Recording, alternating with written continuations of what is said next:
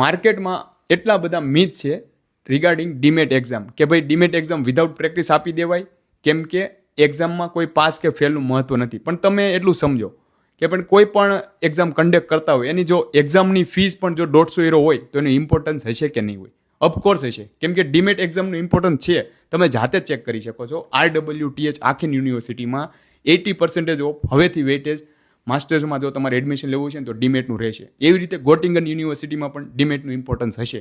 આની પહેલાંની પણ જે પણ એક્ઝામ છે એમાં સેમ સિનારીઓ થયેલો છે. માટે હું તમને કહું છું કે ડીમેટ એક્ઝામ રિલેટેડ તમારે કોઈ પણ મટીરિયલ જોઈતું હોય, તમારે કોર મોડ્યુલની પ્રેક્ટિસ કેવી કરવી, એની સાથે સાથે જનરલ મોડ્યુલ છે. જનરલ મોડ્યુલનું તમે પેપર સેમ્પલ જોશો ને તો મતલબ એક પેજનો ક્વેશ્ચન છે, એમાં 8 સ્મોલ ક્વેશ્ચન છે, તમારી સોલ્વ કરવામાં મિનિમમ 15 મિનિટ થાય.